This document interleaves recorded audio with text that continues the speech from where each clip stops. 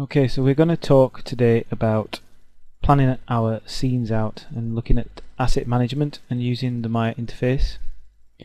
The first thing that we're going to do is get rid of the time sliders, so we are not going to be doing any animation. We're just going to be looking at modeling.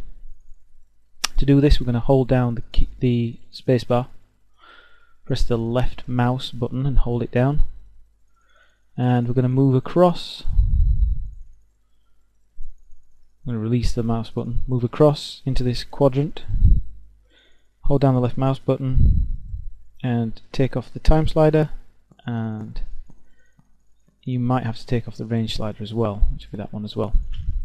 We're going to go to the channel box, just put that one in there. I'm using a much smaller screen, so I need to work a bit smarter. And I'm going to go up and change the settings under Window, Settings and Preferences, and I'm going to change the settings to meters. Click Save. As you can see, there is now a very large square in front of me, so if I just scroll back on the middle mouse button, I can now see the grid. Now that grid is going to disappear. As I move around, that grid is going to disappear around about there. And that's because the camera has a clipping plane of 100 and we're probably going to need it to be a bit bigger. So going to the attribute editor down the side here. If you can't see on this side panel on the right hand side, then you can get to the attribute editor up in the top right hand corner, pressing this button. There it is. And I'm going to go select the camera.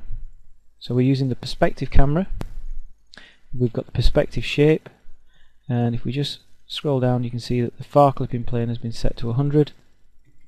Put a couple of zeros in there and you can keep going back for quite a while. Okay, so that's solved that camera. Now there are 4 other cameras, so let's go and change these as well. So I'm going to hold down Shift and F. That'll make every camera zoom out to full distance, and I'm just going to build a very small sphere, cube. Just make sure we can see this cube in all our views, and as you can see, if I push this up any further than that, the cube starts to disappear in the top view. So let's select the top view camera and let's just move this top view camera up. And what I normally would do is move this camera to around 100, and the same would be this camera. So this translate would be 100, and this camera, this translate would be 100 as well. So wherever it's got a 0.1, I'm just going to set this up 100, 100, 100. Shift F again. Everything will set itself nicely. And the last thing to do is to select this camera again and go to the attribute editor and just change the clipping plane again, because if you see, the clipping plane is still set to 100, so put 1000 in each one. View, select camera, 1000. View, camera, 1000. Now when we're working with meters, this is very important that we spend a little bit of time setting up our first ever scene. If we're going to be using meter setups, I would suggest that now is a good time to save this scene as a default project file, so that you can just open this up and then save it as a different file name for every different thing that you do. This will be set, you could call this your meter template or something, and always keep a backup version of it. Okay, so let's move on to part of the asset management. We need to look at where the asset is going to be stored. So for that, I'm going to create a new project. So I'm going to go to Project Window, and in here I'm going to select New, and I'm going to take this to a new location. Just wait for the computer to catch up. I'm just going to drop this location back.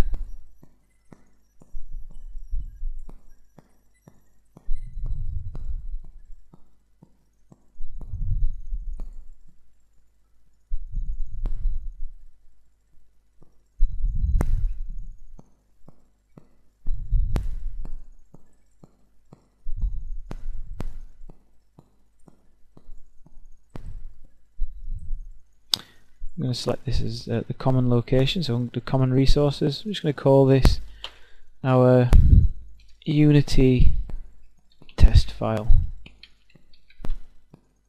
I'm going to leave everything else to be accepted as automatic.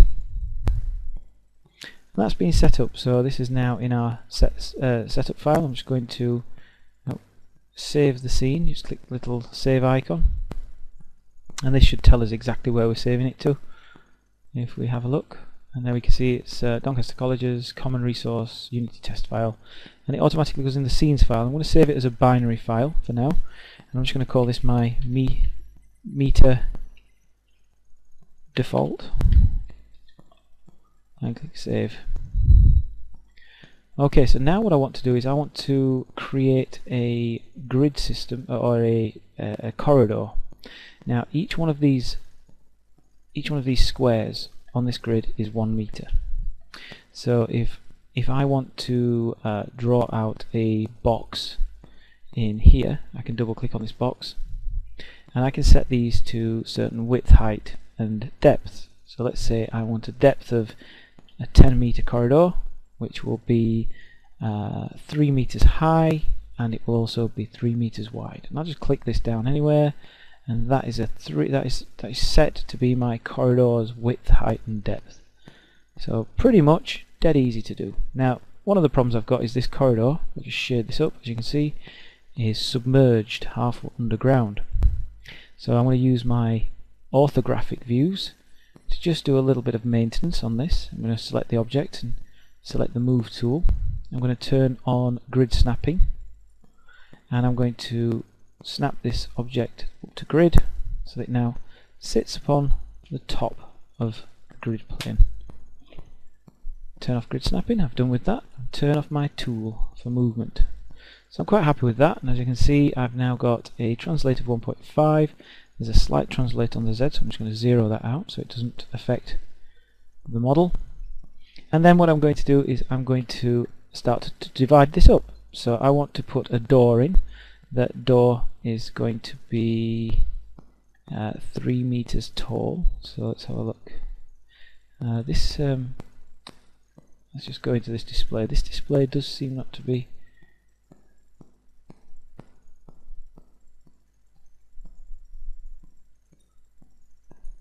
Okay, let's have a look. If it's 3 wide and 3 wide, let's see what this does.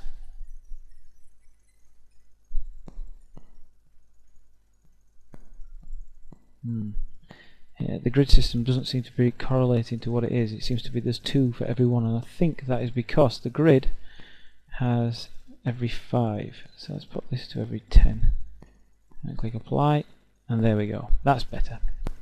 I must have changed the grid units for some reason, so that it did half units, 50 centimeter units, but anyway, there we go. So this one now correlates a little bit better. So what I can do is I'm going to put I want to make sure I'm in polygon mode, and I'm going to go to edit mesh, and I'm going to use the insert edge loop tool. I'm going to snap this tool around about this line here, and press enter, and press the arrow key, and right mouse click on it again and say object mode, and I can see there's now a slice at 2 meters high. I'm then going to take the polygon slice tool again, which is here, it's the active tool, edge loop tool, and I'm going to go to a top view, and I'm going to put in a doorway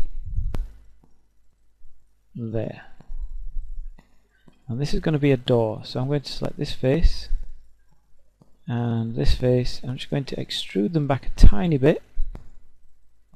Mine looks a little bit different because I'm using Maya 2012 still. So I'm just going to pull this out on this side, and it should automatically do the same on the opposite side. And then I'm going to extrude it again, and if I change the offset, it should go out a little bit, and then if I press extrude again and pull, there we go.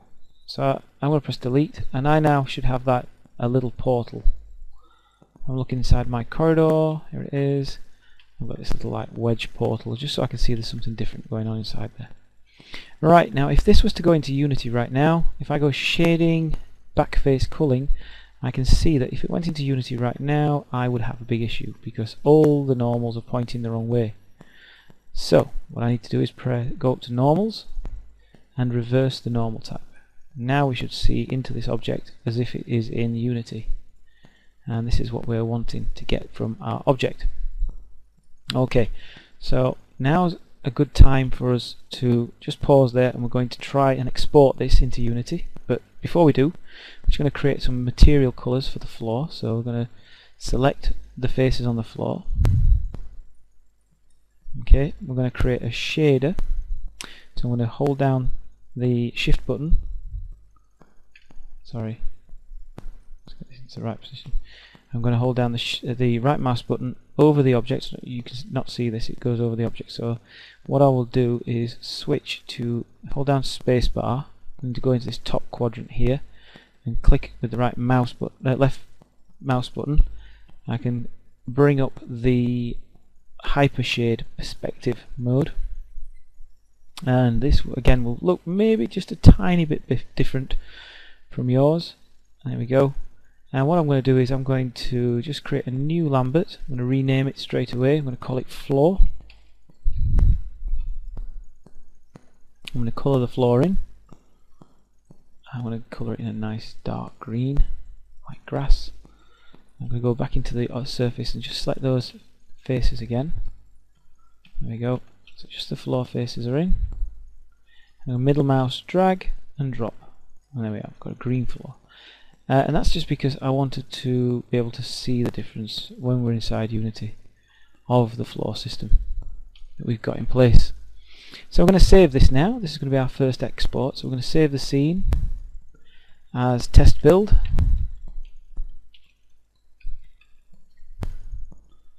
And then we're going to go into Unity. So I'm just going to bring the Unity window up. Okay, so here we have the new the Unity editor. I'll just turn on so we can see the grid. There we have it.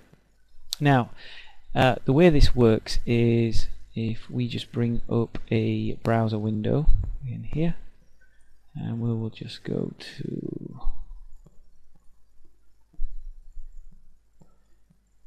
get it right.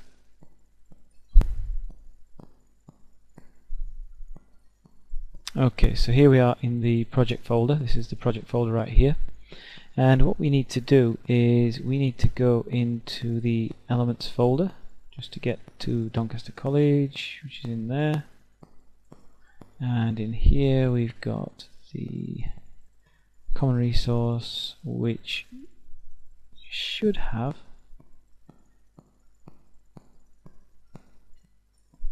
the Unity test file, which will have the scenes file. Now this is where we can see that we have the test build in here. So if we just go back to Maya, we're going to do an export. So we're going to select the object, we're going to go File, Export Selection option box, we're going to change the type to FBX, and we're going to say Export Selection, and in here we're going to change down here the advanced. There's an advanced option here, look, advanced options, units. We're going to change the scale factor from automatic to centimeters, and this will give us a scale factor of 100, and Unity will see that scale factor as 100%. So we're going to give this an export. We're just going to call it test export, and that's done. Go to the Unity folder, and remember we've got a scenes folder now with test export in, and all we need to do is drag the test export into the project window. There it is in the project window. Now this will appear in the assets. There it is. It's been copied to assets. So let's have a look at this test export, and then we can see it's in the preview window. This is really cool because we can see there's a material brought in as well. I'm going to click on generate colliders. I'm just going to move this down and click apply. I think I'll also generate a UV map for it as well. We will probably get to that. I'll click apply as well. So let's bring this into the scene. We just drag this into the hierarchy of the scene, and then select it and press F, just like Maya. I'm going to blow this up full screen by pressing the space bar, just like Maya, so we can have a good look around this. And we can see, yep, we can go inside. Yep, it's looking pretty cool. If you turn on lighting, you can see that there's no lights in there. So first thing I want to do is bring in a game object, and I want to bring in a point light. And this is going to be inside my game. Let's just turn off the wireframe, so it's just going to have textures. So this is what it's going to look like in my game. Quite like that. Looks pretty cool.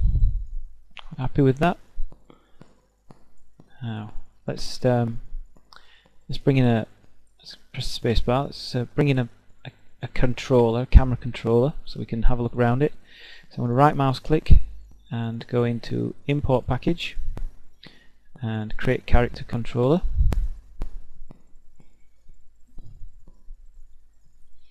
I'm going to import all that.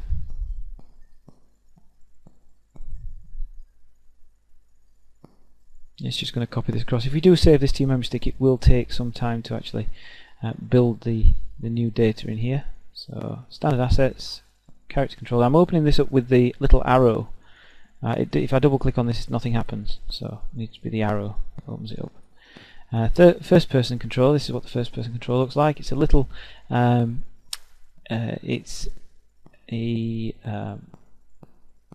little capsule. There it is, a little capsule that's been made and combined all together and made into a little Unity I